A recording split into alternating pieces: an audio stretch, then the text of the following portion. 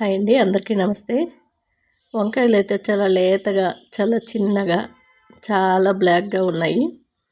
ఇవన్నీ కూడా మనకి ఇక్కడ దగ్గరలో ఒక తోట ఉంది, వాళ్ళు ఇచ్చారు. లేతగా ఉన్నాయండి. ఈరోజు అయితే గుత్తు వంకాయలానే కానీ పెద్దగా మసాలాలు వేసుకోకుండా సింపుల్గా టేస్టీగా వండిద్దాము.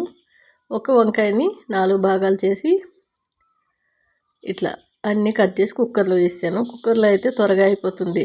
గ్యాస్ కూడా ఇప్పుడు ఇబ్బందుల్లో ఉన్నాం కాబట్టి కొంచెం సేవ్ చేసినట్టు అవుతుందని ఇలా కుక్కర్లో పెట్టేశాను.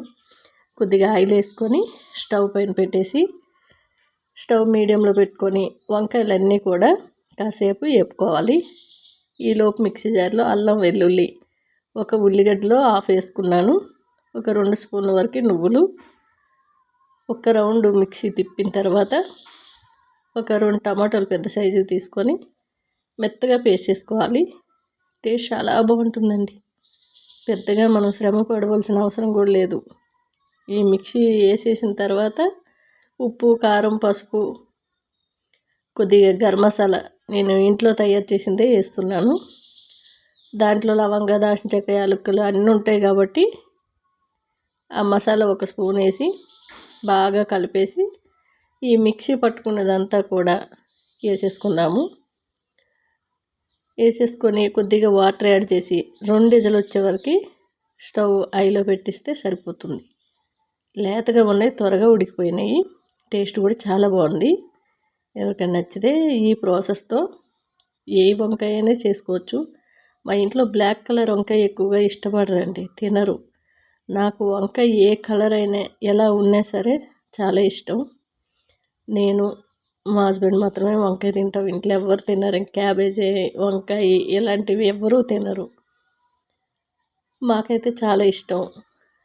నేను వంకాయ రకరకాలుగా ఫ్రై చేసుకొని కానీ ఇలా గుత్తి వంకాయలాగా కానీ పెరుగు వంకాయ కానీ చేస్తూనే ఉంటాను. మన ఛానల్లో చాలా పెట్టాను కూడా. రైస్ కెటలు చాలామంది మెసేజ్ చేస్తున్నారు, రైస్ కెటలు ఎంత ఏంటి అని. అది అప్పుడు మేము బయటికి వెళ్ళేటప్పుడు కూరలు వండుకోవడానికి వీలు పడుతుందని బ్లింకిట్లో తీసుకున్నామండి. ఆ రైస్ కెటల్ అనేది మనకి రైసే కాదు ఏదైనా పెట్టుకోవచ్చు. పాలు కానీ, చాయ్ కానీ, కర్రీస్ కానీ, ఎమర్జెన్సీ కానీ తీసుకున్నాము. అది ఇప్పుడు గ్యాస్ లేనందుకు కొంచెం ఇంట్లో ఉపయోగపడుతుంది. చిన్న చిన్న కర్రీస్ కానివ్వండి, ఒక 2 మెంబర్స్ అయితే తినవచ్చు ఆ కెటల్లో వండుకునే రైసు. 2 విజిల్ వచ్చాక స్టవ్ బంద్ చేసి కింద దించేసి మొత్తం కుక్కర్లో గాలి అంతా వెళ్ళిన తర్వాత ఓపెన్ చేసినట్లయితే ఇలా ఉందండి. మనకి గుత్తి వంకాయ కర్రీ రెడీ అయిపోయింది. ఆ కెటల్ ఏంటంటే ఏదైనా వండుకోవచ్చు ఈజీగా.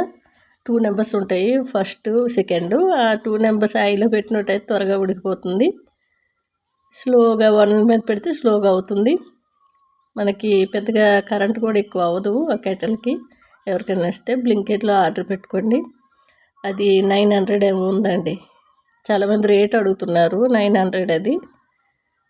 ఎవరికైనా కావాలంటే ఒకసారి ట్రై చేయండి. ఇప్పుడు చాలామంది గ్యాస్ రావట్లేదు, గ్యాస్ దొరకట్లేదు అంటున్నారు కదా, వాళ్ళకి ఉపయోగపడుతుంది. నేను నాన్ స్టిక్ది కెటల్ తీసుకున్నా, కానీ చాలామంది స్టీల్ కూడా ఉన్నాయి. ఎవరికి ఏది నచ్చితే అది ఆర్డర్ చేసుకోండి. కొంచెం బెస్ట్ అయినా చెప్పొచ్చు, త్వరగా వంట అయిపోతుంది. నేను బయటికి వెళ్ళేటప్పుడు కొర్రల కోసం తీసుకున్నా, కానీ ఇంట్లో కూడా కొర్రలే ఎక్కువ వాడతాము. ఇక 2 మెంబర్స్ అయితే రైసు చక్కగా తినేయొచ్చండి, అంత ఫుల్గా వస్తుంది. అది లీటర్ పావు అనమాట కెటలు. మంచిగా ఉడుకుతుంది చక్కగా, అడుగంటకుండా నాన్ స్టిక్ కాబట్టి ఏ కర్రీ అయినా త్వరగా అయిపోతుంది. ఈరోజు కర్రీ అయితే స్టవ్ మీద చేసి రైస్ మాత్రం పెట్టాను.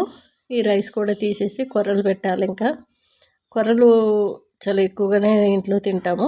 ఇక చిన్నపిల్లలు ఉన్నారు కాబట్టి వాళ్ళ కోసం రైసు టేస్ట్ అది